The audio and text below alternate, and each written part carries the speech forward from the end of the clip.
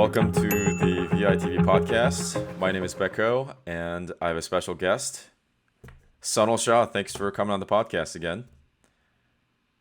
Thank you, Becca. Nice to be back again. Yeah, no floral shirt this time, unfortunately. Yeah. COVID has taken the florality out of my life at the moment. The Florality. lockdowns and the and the restrictions on freedom. But we're still here. We're still alive, and we're waiting for a brighter floral day. Very good, very good. Well, I just want to quickly mention to you guys, the audience, that we haven't been recording for a little while, but the podcast is still alive. It's just I had to focus on some other things in my life, and so has Hari. But we're back in action with first episode here with kicking it off, Operation Revitalization. That's what we're calling it. And the first episode, I'm honored to have Sunil back on the podcast. And what better topic to talk about than Micron to start things off at the heels of this report that came out from Morgan Stanley. So anyway, we're gonna talk about Micron in this episode. Again, as we say all the time, this is not financial advice. Please consult your tax advisors, financial advisor for your situation. This is for educational and entertainment purposes only. Okay, let's get right to it. So, Sunil, for those of you who haven't listened to our episodes together, Sunil is a frequent guest here at VITV podcast. But for those of you who don't know Sunil, why don't you give us a quick introduction of who you are, Sunil? Okay, great. Hi, VITV. Good to be back. Yeah, everybody's had some disruption in their lives over the protracted lockdown that has gone from 2 weeks to 2 years. So my life has been. I started in London as in an investment bank, Schroders. I'm a chartered CFA, although the English call it something else. And then I joined Schroders as an equity analyst. Was in London, having been born in Kenya. And when I came to South Africa on a 1 week work visit, that 1 week ended up being 20 years. So, because no self respecting African can tolerate English weather. And I can affirm that. So, I moved here to Cape Town, and I absolutely love it as a place to live. I used to work for one of the most successful fund managers in South Africa. I was a mid cap, small cap fund manager and their strategist for a while. And I decided I wanted to invest without constraints. So about a decade ago now, let me get the dates right. 2004. No, 15 years ago, I left Coronation to basically go solo, and not to set up a fund management company as such, but to invest my own money. And I had enough of a nest egg to basically make that grow, uh, with the conviction I had that I could make it grow and pursue my other interest, which is writing. So I'm a frequent writer on Seeking Alpha of articles, and that's where Becco and I met. But I'm also writing creative fiction in the financial world. And I've written my first book. I'm currently on my second, and I'm looking for a happy ending for Africa. And even my wild imagination can't conceive of it at the moment. So that's the current kind of block I am in my writing career. So Becco and I have had two or three podcasts, and one of them has been on Micron. And it's a fascinating story. It's my biggest holding at the moment of a pretty illustrious investment career.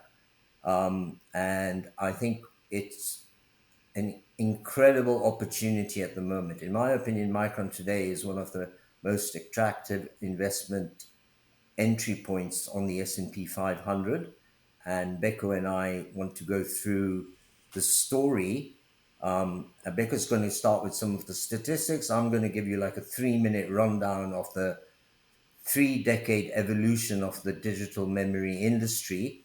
And then we'll go from there at the current opportunity it presents. So, Becco, is that a good summary to Yeah, start? that's fantastic. That's a great summary. So, Yeah, Sunil is obviously a great.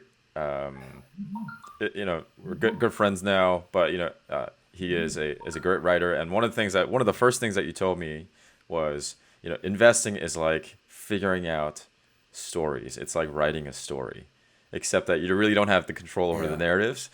It's you. Your job as yeah, an investor is to figure out what narrative you want to be part of. yeah, So it always yeah, stuck with me exactly. that you said that. Anyway, having said No, all I'm glad that, something I said stuck with you, Beckel. Yeah, so just to rephrase what you said, um, one ought to get to a point in financial analysis when the numbers, the balance sheet and the P&L jump up in a story to you. Okay, the challenges of the company, the revenue growth, the threats they've had, how they've dealt with it. It's actually a story. So all those numbers, if you can visualize it as a character and a plot with challenges and the arc of the story and how that story will unfold, I think that's a great way to um, um, dramatize the prospects of a company. yeah. So having said that, let's talk about Micron at sort of high level. And also, I just want to preface this by saying, if you haven't listened to our previous episodes on Micron, please do so. We covered a lot of detail there, as well as Sunil's article. As you mentioned up front, he's a contributor to Seeking Alpha, has great articles out there. So have a listen to our podcast as well as the article. Okay, so having said all of that, let's just talk about Micron at a high level. So Micron is, for those of you who don't know, Micron produces these. Micron is in the semiconductor industry. They produce DRAM, NAND, as well as some other semiconductor chips, components, things of that sort. They're based in Boise, Idaho. As of today, we are recording September 12th. As of today, it is, let me just quickly check. It is trading at $73.50. So $73.50. Ticker symbol MU, Micron Technology. Just to give you some high level numbers, in 2020, they did about $21 billion in revenue. 2 years ago, I guess 2 years ago from that point, so back in 2018, they hit a record revenue, which was 30 billion, 30.4 billion. That was their record revenue year. Anyway, that's the top line. Net income wise, in 2020, they did 2.7 billion. So 20 billion, 21 billion at top line revenue. Bottom line, about 2.7 billion. And in terms of the balance sheet, one of the things that I like to look at in the balance sheet most is just their debt level, and they have about 7.2 billion on their balance sheet. That's not too big of a problem. They have about 7.6 billion of cash, and then in terms of the free cash flow, they generated about 3 billion, something like 3 billion a year before that, and the year before that they generated about 8 billion. So that, just to give you some high numbers around the company, that's the magnitude we were talking about. But let's go back to the core business again. They sell DRAM, NAND. DRAM, about 75% of their business is selling DRAM, and then the rest is 24%, 25% NAND. They are in semiconductor industry, chip industry, which, if you're not highly specialized, for example, like GPU, graphics card, it fluctuate. The price, the performance of the company is sort of pegged to the cyclical nature of that industry. And with semiconductor and chips, it's sort of commoditized, at least at that level. Therefore, you need to, as an investor and also as an operator, you need to understand the overall market and how the cyclical nature of that market operates, because companies like Micron have to work within that context. And I think this is a good segment to talk about some of the cyclical nature of the industry, kind of ebbs and flows of the semiconductor industry that we talked extensively about in the last episode, where we had Sunil on the podcast. But I think this is a good segue for you, Sunil. I'm going to punt it over to you to talk about Okay. several decades Yeah. of ebbs and flows and what this means for us at this point in time. Okay. Great. Great. Okay. So you've got the big picture from Beko there. Okay. So I'm going to try and fill in about 3 decades of the semiconductor industry, or the digital memory, which is DRAM and NAND, in the next 5 minutes. So earlier on, say from in the early 90s, and maybe the first up to about 2005, we had rapid improvements in the physics of making chips. Okay, so basically the amount of transistors and capacitors you could fit onto a nanometer of silicon, there were quantum leaps in the yield and the cost of producing those chips. Um, 20 years ago, yeah, 21 years ago, in 2000, there was something like 25 players for DRAM and about 45 players in the NAND global market. And it was a feast to famine time, because the pace of innovation meant that if you didn't keep up with the digital beat, every year there would be quantum jumps in the capacity and performance of a chip. So a chip that was not sold in this quarter by any company, next quarter would be redundant or obsolete, because there would be a new chip that was twice as good at maybe three-quarters of the cost. So every supplier of DRAM and NAND was in a race to keep with the leap at the bleeding edge. And the rate of improvement was 30 to 40% improvement in yield or reduction in cost. Basically, the gigabytes per dollar you could put onto an integrated circuit on a chip meant that there was a rapid culling of people who couldn't keep up with the quantum leaps in productivity. So the entire industry was characterized by feast to famine or boom to bust. When things went well, there would be massive prices, amazing margins. They would, you know, print money like they had a printing press. But when things slowed down, you had a whole glut of suppliers trying to satisfy a linear rise in demand. And the industry was littered with people or players who couldn't keep up with the new product. So if in one quarter you hadn't kept up with the newest technology, then you had to give away your inventory at bargain basement prices. And as a result, over the last 20 years, you've had a massive culling in the industry. The rate of improvement today is estimated to be about 4 or 5% per annum, whereas it was 30 or 40% in the 90s and early 2000s. As a consequence, the corollary of a slower rate of innovation is a longer shelf life of the product. So if any of the current DRAM players can't sell their inventory in this quarter, it's not a case that they have to give it away next quarter, because the shelf life of inventory has rapidly lengthened. So if you take Micron, if you go back to their history, anytime inventory days, amount of inventory divided by inventory days is how much stock you have basically at the end of the quarter. Anytime their inventory days exceeded 80 or 90, there would be trouble, because you know that the next quarter there'd be an impairment in the value of the inventory or a giving away of that inventory. So, as a result of the evolution and the rapid culling in both NAND and DRAM, currently in DRAM, three players represent the global DRAM supply. Okay, it's highly capital intensive.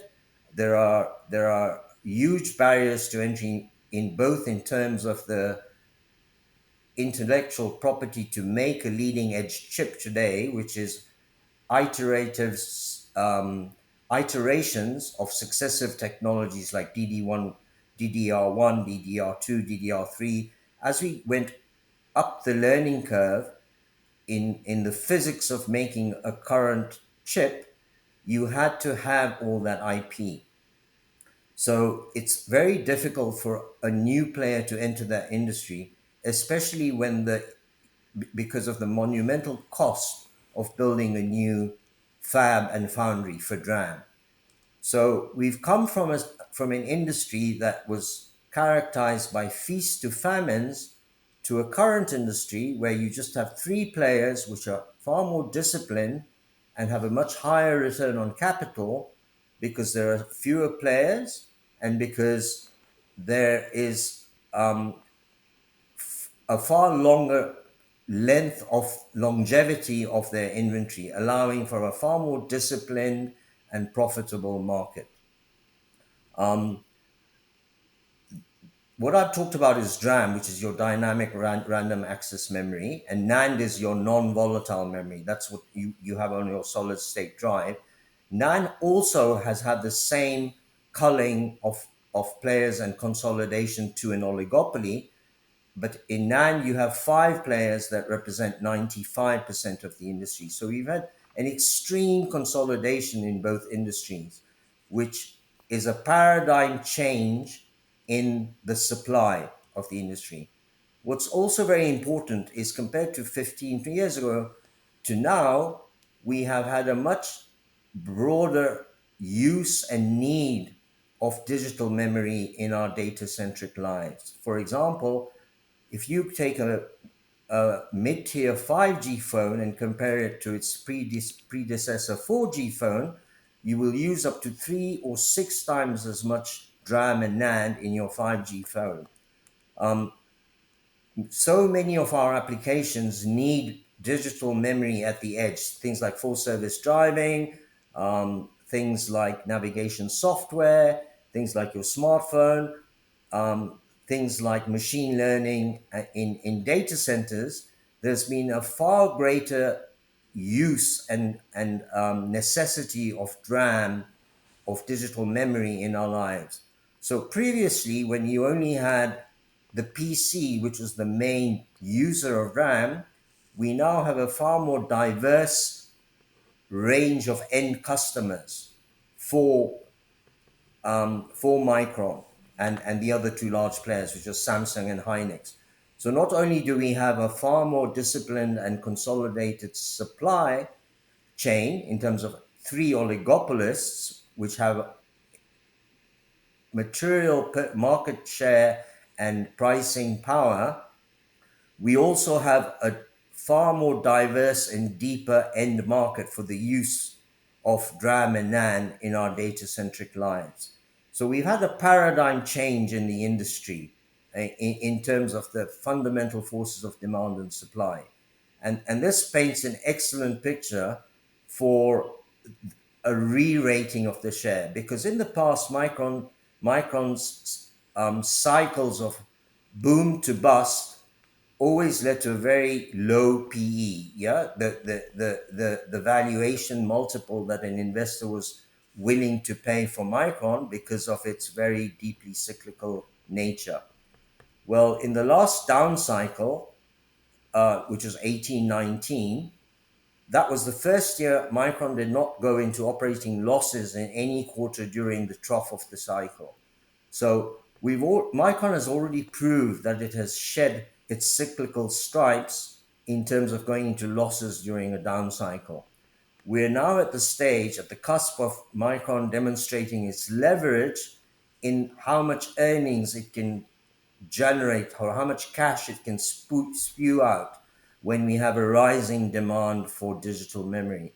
And we now have a confluence of forces in terms of 4G to 5G phones, a much higher intensity of digital memory that goes into even your mid-tier phone, 5G phone. We have the proliferation of data centers in machine learning algorithms which use GPUs. So all the diagnostics and inferences that data centers do in trying to predict how you will act as a consumer and which ads to put in front of you, or visual recognition in a car, or artificial intelligence in making the car see. That all has a high intensity of machine learning. And machine learning is basically a GPU, a graphic processor unit, a GPU made by people like NVIDIA and AMD. And under that, the memory substrate is always Micron. So one of the things that also is very attractive about Micron, if you remember, Warren Buffett would always say, "I never understand technology because I can't." What he actually was trying to say is, "I don't know what will be the leading GPU in 20 years. I don't have the knowledge to tell you if AMD or NVIDIA will be the market standard in GPUs." Well, for digital memory, it doesn't matter because um, if either AMD or NVIDIA prevail, both use Micron, DRAM, and NAND as the underlying substrate of their digital memory. So the moat that Buffett talks about in terms of how sustainable is the moat for this company, it's highly sustainable because virtually every application in computing today needs memory, right? And DRAM and NAND is made by 3 and 5 global suppliers.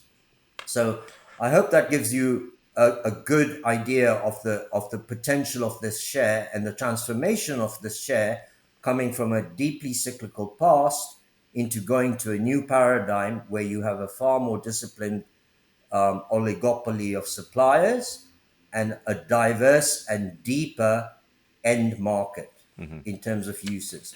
And the one other thing I'd like to add is there are 2 or 3 very well-known investors that have Micron as their largest holding. Manish Pabrai, who's known as the kind of best clone of Warren Buffett, it is 57% of his portfolio. David Tepper of Apollosia, I'm sure I pronounced the name wrongly, but he's also got an extremely large position in Micron. So there are a few leading gurus which have a strong belief in Micron. And this is probably a great place to give it back to Beko and talk about the current opportunity the market presents to you. So there was a lot of good information there. So if I could just like quickly summarize what you said, Of a lot course, of a lot of yes, technology, a lot of technology follow this S curve, right? You start, improving slowly, slowly, and all of a sudden you have this huge inflection point where there's lots of improvements, and then at the end of that, you get this plateau. You have a point of kind of diminishing return, and right around there you have a lot of consolidation because for small improvement you need a lot of capital, and if you want a lot of capital you need to be a big player in that industry. So consolidation is exactly. characteristics that you see Yeah. towards the end of that cycle, and this is what we're seeing exactly here. And as it relates to that and how that impacts the operation of the company, people become more disciplined. This is exactly what we're seeing here. To your point, the cyclical stripes, they're shedding the cyclical stripes as you point out, Sunil. That's what we see. But another thing that I want to point out here is the similarity that I see here with the oil and gas industry or any sort of other commodity industry is that the price of the commodity, oil, for example, dictates how the company is doing, and this sort of like big swings, the cyclical swings, it's sort of reminiscent of what you find in oil and gas industry.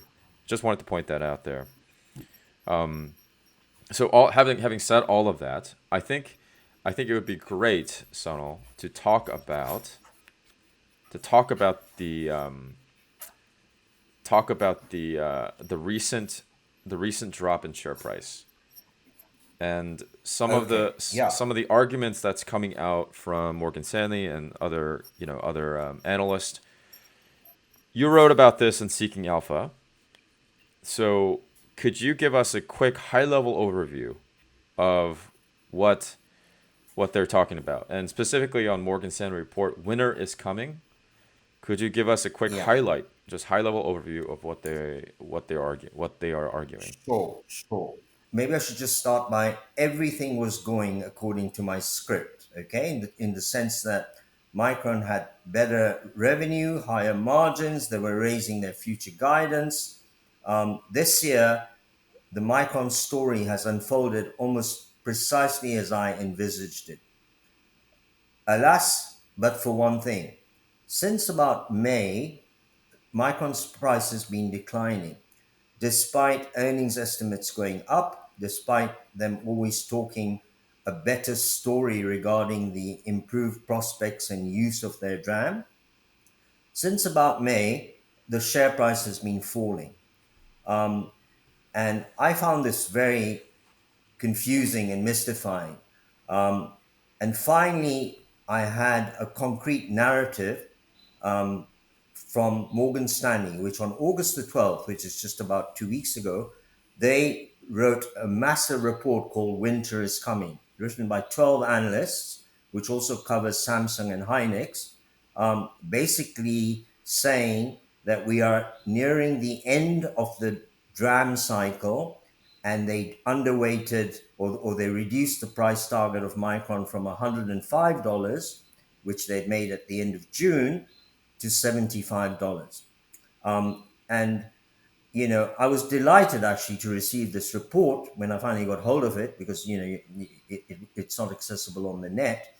So the 70-page report can be summarized into two basic forks, and their narrative goes thus. Um, Digital pricing is beginning to wane because in PC DRAM, DRAM spot pricing peaked in May, and since then the rate of change has been declining.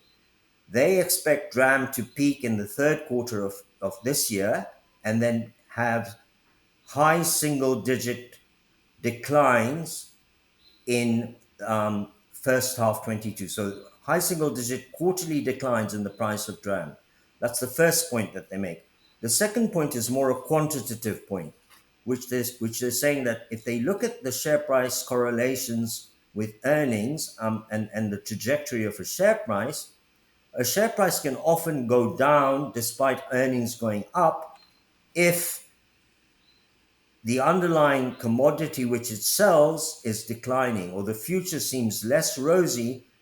Then investors will focus more on the less rosy future than the rising estimates at the moment.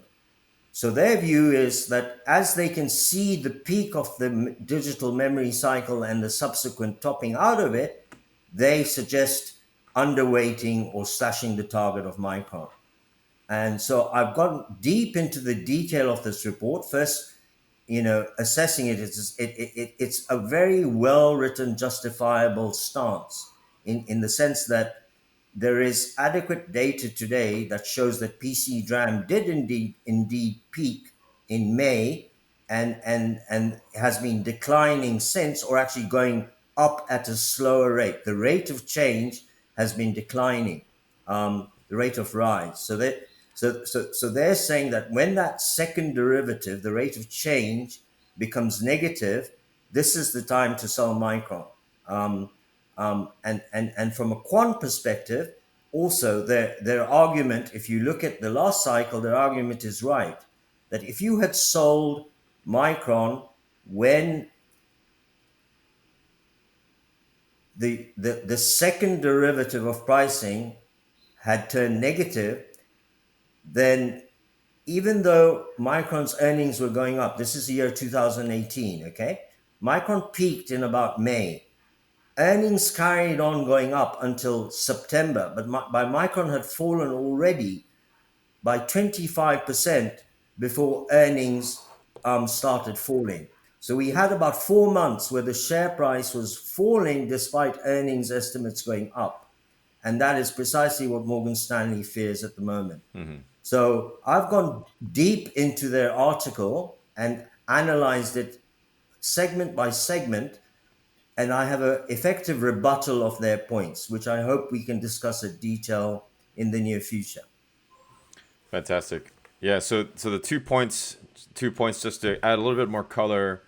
One is the cyclical downturn will begin in 2020, quarter one 2020. Two. No, not to 2020, Or 2022. 2022, my bad. Yep. Quarter one 2022 is Yeah, when the cyclical downturn will begin.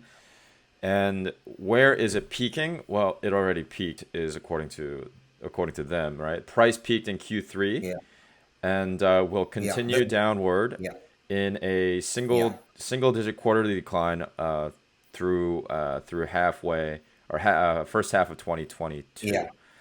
Exactly. So they're not clear on where it peaks in fourth quarter 21, but they're saying by then it'll be too late because it's going to start going down by single digits in the first half of 2022. Yep. So sell Micron now. Yep. So this is the price. This is the price of the DREM, the spot price. And then another thing that that you're mentioning, which is really interesting. I think the second derivative thing, the slope of change, right? The acceleration, the slope of change argument feels like it's quite ubiquitous wherever you look when you're talking about kind of the financial market. As an investor, you're always trying to predict the future. And so whatever you're looking at is always going to be you're going to be looking at the absolute change in value, but you're also going to be looking at the rate of change.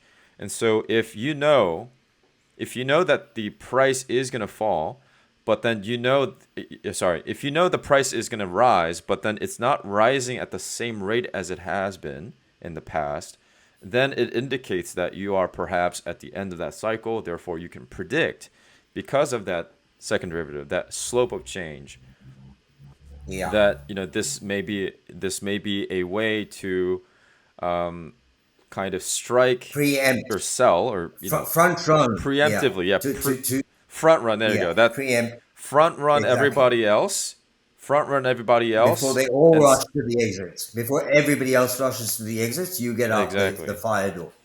exactly. Yeah. And I feel like this just a side meta comment. I feel like this is very ubiquitous in financial market. You're always trying to Yeah. look at the Yeah. slope of change, Yeah. and so this is no different. Yeah. So anyway, that I Yeah. think that's a So that's a great yeah. kind of a summary of the Morgan Stanley report, and Yeah. what 12 analysts, you said, right? 12 analysts are claiming. Yeah. Yeah. I think it would be so. Yeah, I think that's a good summary. In the Yeah, next and episode, maybe I should just add. Maybe I should just add. If you want the detail of the argument, I've just written the detailed rebuttal on seeking alpha, where this rate of change that Becco is talking about is an extremely important point, and it might make more sense in writing in front of you. So do have a look at that. yep, great point. So I think that is a good kind of summary of the Morgan Stanley report. In the next episode, let's dive into these 2 points more in detail, and then talk about Yeah, where their arguments could be. Your erroneous. rebuttal, Sunil. Basically, we talk about the Yeah, rebuttal yeah, in the next yeah, episode. yeah, yeah. And do note that me here am not little David versus Goliath. And rebutting 12 global analysts on this Micron call, and I have never been more convinced on their error. How's that for a conclusion? Great. I love that conviction. Love the conviction. Yeah. Awesome. Where could people find you, Sunil? Any last words before we close out this episode?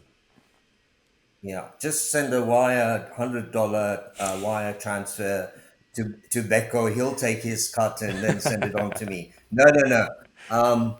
On Seeking Alpha, which is a great site to learn about, investment analysis, and so many great minds and so many great um, commentaries where people debate stocks. I urge you all to go there to improve your learning curve, or ascend in your learning curve in investment markets. Perfect.